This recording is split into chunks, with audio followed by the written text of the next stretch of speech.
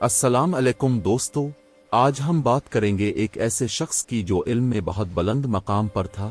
اللہ نے اسے بے شمار نعمتیں عطا کی تھیں، لیکن اس کا انجام کیا ہوا؟ یہ کہانی ہمارے لیے ایک بہت بڑا سبق ہے۔ بلعم بن باورہ بنی اسرائیل کا ایک بہت بڑا عالم تھا۔ اللہ تعالیٰ نے اسے اسم اعظم کا علم عطا فرمایا تھا۔ اسم اعظم وہ نام ہے جس سے دعا کی جائے تو اللہ تعالیٰ فوری قبول فرماتے ہیں۔ یہ کتنی بڑی نعمت تھی، لیکن افسوس کہ اس نے اس نعمت کی قدر نہ کی۔ اس زمانے میں حضرت موسیٰ علیہ السلام بنی اسرائیل کو لے کر شام کی طرف جا رہے تھے۔ ان کے راستے میں ایک شہر آیا جس کا بادشاہ بالک تھا۔ جب بادشاہ بالک نے سنا کہ حضرت موسیٰ علیہ السلام کی قوم بہت بڑی تعداد میں آ رہی ہے تو وہ بہت خوفزدہ ہو گیا۔ بادشاہ بالک کو پتہ تھا کہ بلعم بن باورہ کی دعائیں قبول ہوتی ہیں۔ اس نے سوچا کہ اگر بلعم بنی اسرائیل کے خلاف بد دعا کر دے تو وہ تباہ ہو جائیں گے۔ چنانچہ بادشاہ نے بلعم کے پاس قاصد بھیجے اور اسے بہت سے تحائف بھیجے۔ بادشاہ کے قاصدوں نے بلعم سے کہا کہ اب حضرت موسیٰ علیہ السلام اور ان کی قوم کے خلاف بد دعا کر دیں۔ بلعم نے کہا کہ میں پہلے اللہ سے مشورہ کروں گا۔ جب اس نے اللہ سے دعا کی تو اللہ نے اسے منع فرما دیا کہ تو بنی اسرائیل کے خلاف بد دعا نہ کر، کیونکہ یہ میری برگزیدہ قوم ہے۔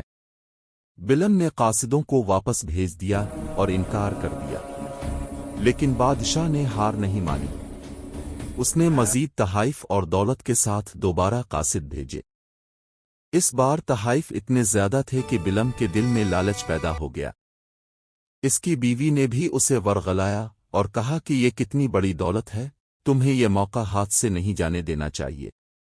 بلعم کے دل میں دنیا کی محبت نے جگہ بنا لی۔ اس نے دوبارہ اللہ سے دعا کی، لیکن اس بار اس کی نیت خالص نہیں تھی۔ اللہ تعالیٰ نے اسے پھر سے منع فرمایا، لیکن بلعم کا دل دنیا کی محبت میں اندھا ہو چکا تھا۔ اس نے سوچا کہ میں ایک دفعہ بد دعا کر دوں اور یہ ساری دولت حاصل کر لوں۔ یہ فیصلہ اس کی زندگی کا سب سے بڑا غلط فیصلہ تھا۔ بلعم اپنی سواری پر بیٹھ کر اس پہاڑ کی طرف گیا جہاں سے بنی اسرائیل کا لشکر نظر آتا تھا، لیکن جیسے ہی وہ پہاڑ پر چڑھنے لگا، اس کی سواری نے چلنے سے انکار کر دیا۔ اللہ تعالیٰ اسے آخری موقع دے رہے تھے کہ وہ اپنے فیصلے پر نظر ثانی کرے، لیکن بلعم نے اپنی سواری کو مارا اور زبردستی اسے آگے بڑھایا۔ بالآخر وہ پہاڑ کی چوٹی پر پہنچ گیا۔ اس نے بنی اسرائیل کو دیکھا اور بد دعا کرنے کے لیے اپنی زبان کھولی، لیکن اللہ کی قدرت دیکھیں، جب بلعم نے بد دعا کے الفاظ کہنے چاہے تو اس کی زبان سے دعا کے کلمات نکلے۔ اس نے کئی بار کوشش کی، لیکن ہر بار اس کی زبان سے بنی اسرائیل کے حق میں دعا نکلتی رہی۔ پھر اس نے بادشاہ کو مشورہ دیا کہ اگر تم بنی اسرائیل کو شکست دینا چاہتے ہو تو ان کی عورتوں کو بھیجو اور انہیں گناہوں میں مبتلا کرو، کیونکہ جب وہ گناہ کریں گے تو اللہ کی مدد ان سے رخصت ہو جائے گی۔ یہ مشورہ کتنا گھناؤنا تھا! بلعم نے اللہ کی نافرمانی کی راہ دکھائی، اور اسی لمحے سے بلعم کی تباہی شروع ہو گئی۔ اللہ تعالیٰ نے اس سے وہ تمام نعمتیں واپس لے لیں جو اسے عطا کی تھیں۔ قرآن مجید میں اللہ تعالیٰ نے اس کی مثال کتے سے دی ہے۔ سورہ اعراف میں فرمایا گیا ہے کہ اس کی مثال کتے کی طرح ہے، اگر تم اس پر حملہ کرو تب بھی وہ زبان باہر نکالتا ہے، اور اگر اسے چھوڑ دو تب بھی زبان باہر نکالتا ہے۔ یہ کتنی ذلیل تشبیہ ہے! ایک شخص جو کبھی اسم اعظم جانتا تھا، جس کی دعائیں قبول ہوتی تھیں، اس کی مثال کتے سے دی گئی۔ یہ سب کیوں ہوا؟ صرف دنیا کی محبت اور مال و دولت کی ہوس کی وجہ سے۔ بلعم کا انجام یہ ہوا کہ اللہ کی رحمت سے وہ محروم ہو گیا۔ علم کے باوجود اس نے اپنے نفس کی پیروی کی اور اللہ کے احکامات کو نظر انداز کر دیا۔ آج وہ ہمیشہ کے لیے ذلیل اور رسوا ہے۔ یہ کہانی ہمیں کیا سکھاتی ہے؟ سب سے پہلی بات یہ کہ علم کا ہونا کافی نہیں، اس پر عمل کرنا ضروری ہے۔ بلعم کے پاس بہت علم تھا، لیکن اس نے اس پر عمل نہیں کیا۔ دوسری بات یہ کہ دنیا کی محبت انسان کو کتنا نیچے گرا سکتی ہے۔ مال و دولت کی ہوس نے بلعم جیسے عالم کو تباہ کر دیا۔ ہمیں دنیا سے محبت نہیں، اللہ سے محبت رکھنی چاہیے۔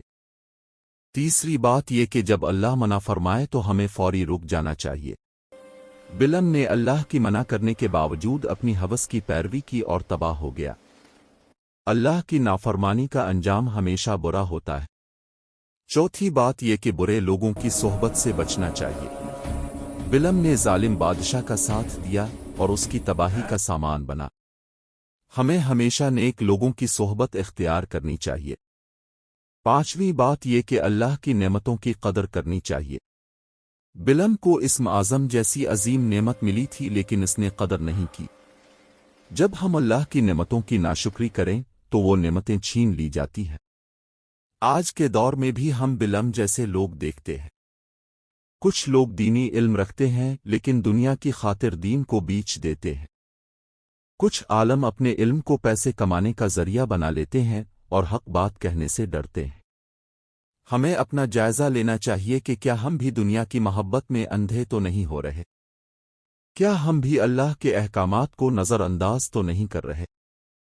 क्या हम भी अपने नफस की पैरवी तो नहीं कर रहे? अल्लाह ताला हमें बिलम जैसा अंजाम से बचाए।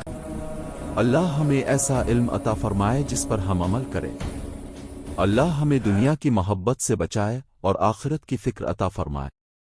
याद रखें, असल कामयाबी दुनिया की दौलत में नहीं बल्कि अल्लाह की रज़ा में है। असल इज्जत माल और दौलत में नहीं बल्कि तक़ू में है। और असल नजात इल्म के होने में नहीं बल्कि इल्म पर अमल करने में है। बिलम की कहानी हमारे लिए एक आईना है। आए हम इस आईने में अपना चेहरा देखें और अपनी इस्लाह करें। अल्लाह हम सबको हिदायत अता फरमाए और सिरात मुस्तकीम पर चलने की तौफीक अता फरमाए।